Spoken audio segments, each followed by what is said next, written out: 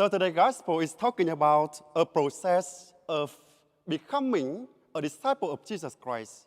And today's gospel, St. Matthew tells us the disciples were called, they are chosen, they are sent out, and they are given a mission by Jesus Christ. This is a process of becoming a disciple of Jesus for disciples in today's gospel. And also, it's a process for each one of us to become disciples of Jesus Christ as well. And today's gospel is a vivid picture in which we are called to see what Jesus saw, to feel what Jesus felt, and to do what Jesus did. That's why today I want to invite all of you to reflect 3 questions on the gospel. The first, what did Jesus see? The second, what did Jesus feel? And the third question, what did Jesus do in the gospel? For the first question, what did Jesus see? As we know in the gospel, Jesus and his disciples and the Pharisees saw the same thing, the same background, that is, the crowd of people. However, they saw people differently. So what did Jesus see? Jesus saw the needs of people. They are abandoned. They are hopeless. They are helpless. And as St. Paul says, they are without hope and without God in the world. And likewise, in our society today, there are many people who are struggling with many kinds of sickness, weaknesses, sins, loneliness, disappointments, and many other troubles. And Jesus sees the needs of those and the needs of each one of us as well. Jesus sees the needs of each one of us, and we become abandoned, we become troubled when we live far from God, when we lose our faith, our hope, our love to follow the secular values of our life. That way, Jesus sees the needs of each one of us. And the question for us, what do we see? Do we see as Jesus saw into the gospel or not? Or we reflect on our life. Sometimes or many times, we see the things and we do not really see the people. We see the limitation, sins, and weaknesses of others, and we want to judge others.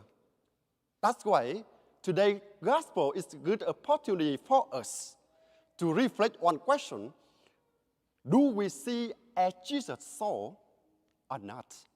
So the second question, what did Jesus feel? Jesus felt merciful and compassionate. St. Matthew in today's gospel tells us Jesus' heart was moved with pity for them. And in the gospel, many times we learn that Jesus showed his mercy and compassion to people. Jesus has no fear to allow people to get close to him. Jesus doesn't care security or safety to allow people to come to him.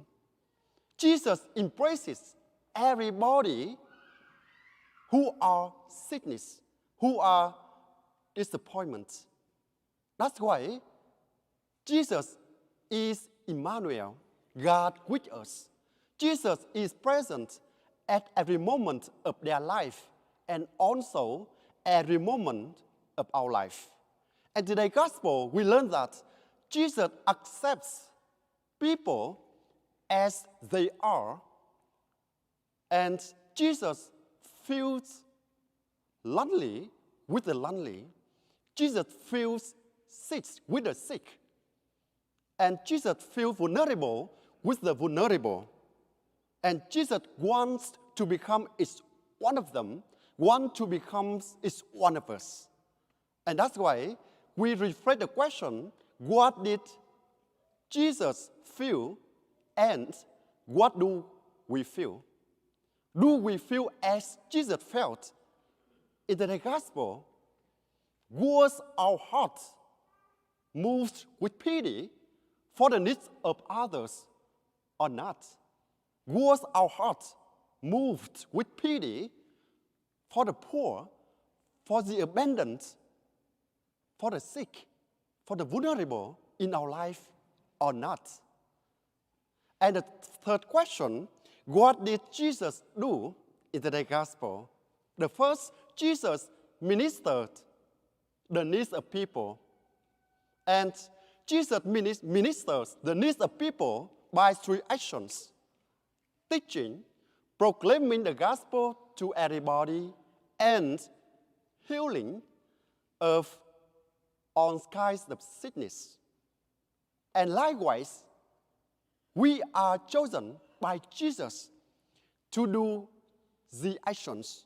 We are called to do healing, to do teaching, to do proclaiming the gospel to everybody when we were baptized, when we come here for Holy Mass, when we come here for Holy Communion. Each time we come here, we are called, we are chosen by Jesus to do healing, to do preaching, to do teaching for everybody, for our brothers and sisters in our life. And that's why in the first reading, we heard that we are the holy nation. We are the kingdom of priests according to God's will.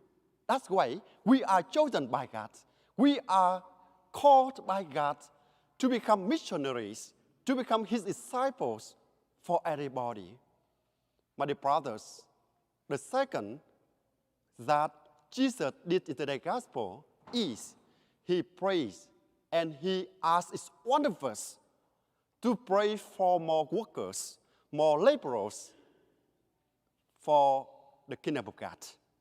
And prayer is the very first action of commitment for becoming disciples of Jesus Christ. And as we learn that in the gospel, before being sent out to bring the good news to everybody, the disciples of Jesus Christ work with Him, live with Him, watch what He did, observe what He did. And that's why today Jesus sent them to go forth to bring the good news to everybody. And likewise, we are called to do the same. Before being sent out to bring the good news to everybody, we are called to be with Jesus. First, we are called to live with Him. We are called to be with Him in many ways. And Jesus invites one of us to come and see, to be with Him in Holy Eucharist, to be with Him in our prayer, to be with Him in the sacrament. And each time we are here for Holy Mass, for sacrament, especially for Holy Communion, we are encountering Jesus Christ in a special way, and that is the best moment that we live with Jesus. And then, after Mass, we are sent to bring the good news to everybody. That is the lesson of today's gospel. So, these questions help us to reflect on our responsibility to God, our responsibility to others, and our responsibility to ourselves, and to our missions of becoming the disciples of Jesus Christ. My dear friends, we are called to see what Jesus saw. We are called to feel what Jesus felt. And we are called to do what Jesus did, as we learn in today's gospel. So how do we do that? Saint Teresa of Avila tells us, Jesus Christ has no body on earth but yours, no feet but yours. It is your eyes through which Jesus can see others.